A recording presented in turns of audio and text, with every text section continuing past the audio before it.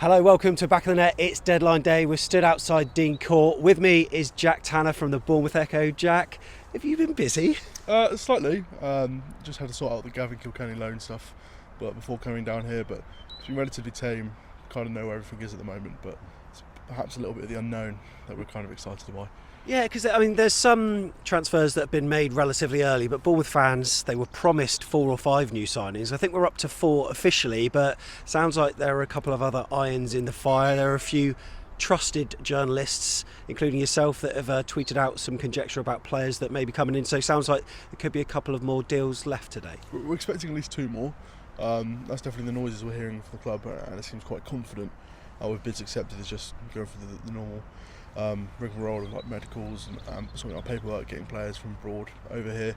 It sounds like they are still looking, but I think now perhaps it's going to be very much one in, one out, or a few out, because there's going to be a kind of like a jam of players in terms of registration. I think 1 definitely at the moment has to go, potentially 2 if one of the signings comes through.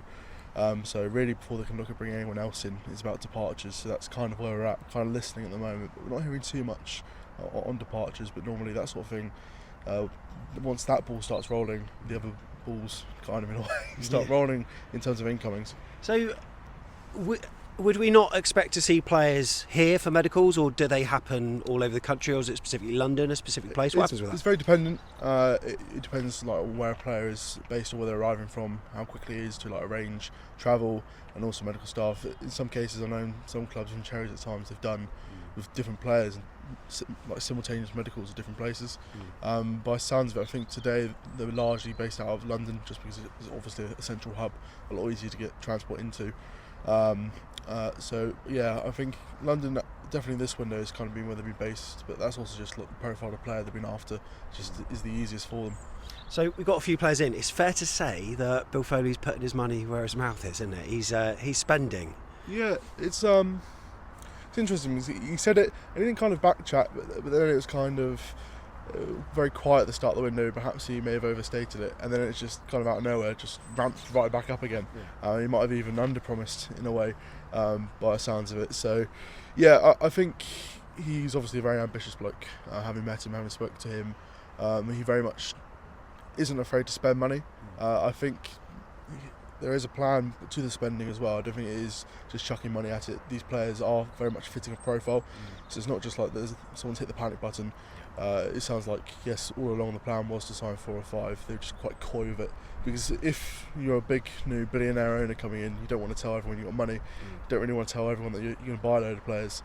So I think Cherries kind of ramped that a little bit down, just so they can go after the targets they wanted, and didn't set expectations too high for selling clubs for the money they might receive. So, as a journalist, you must get murmurings of so many different players that are linked with the club. How do you establish the difference between rumour and concrete rumours, so to speak? Because just as a fan looking at Twitter, you see so many names go through. We did a tier list show yesterday where tittle tattle, press talk, that's cast iron. But you must get so much to come in. Do you get heads up from the club in terms of what's real and what's not?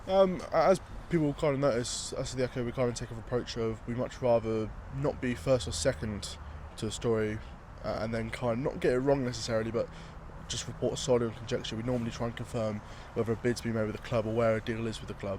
However, I've started speaking to agents and stuff, so it's very much you hear something, and I'm very much someone, I'm not one to kind of publish that immediately. I do like to have it confirmed by a few different sources, if not agents or sources close to the clubs or the players, the club itself.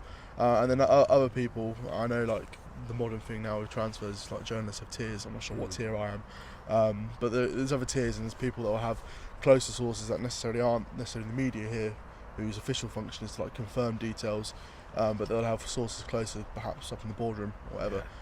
So we must admit we follow their lead for the most part, but we do like to have it confirmed ourselves before we put the ribbon on top, if that makes sense. The signings that we're getting through the door, I mean, we seem to be looking to Europe for quite a lot for a number of these signings. They've got a lot of experience in like the Serie A.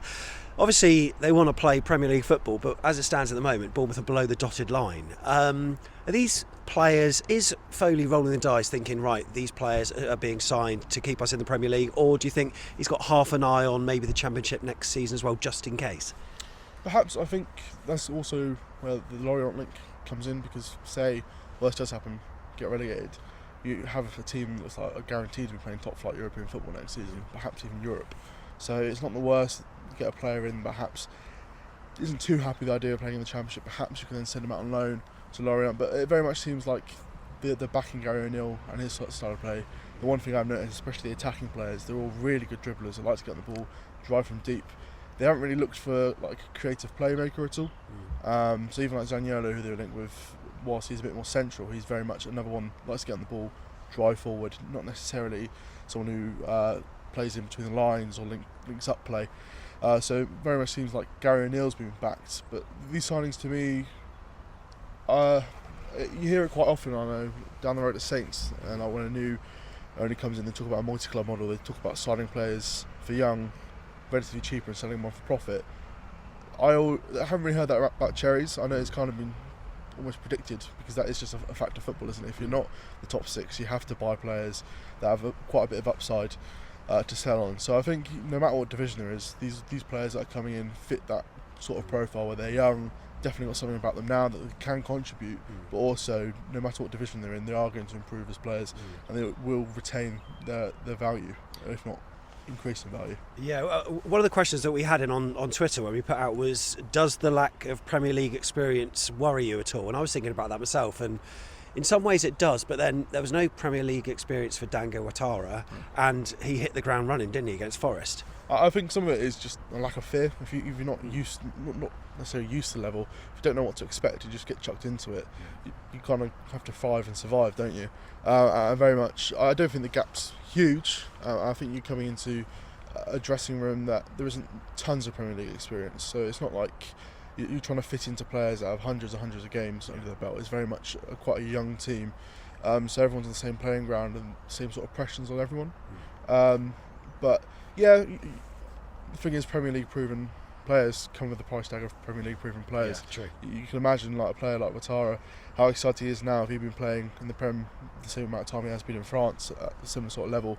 His price would probably double that, or he wouldn't even be up for sale or attainable. So sometimes you kind of have to gamble on that aspect and hope that they adapt quite quickly. But kind of the profiles we're seeing, like Mateus Vinha, for example, he's come from Uruguay and settled into Serie A, which is not an easy league. Ouattara, another one, he's come from Africa pretty much directly to France. So they've made quite big steps up between levels, so I don't think this is too big a step up for the players coming in.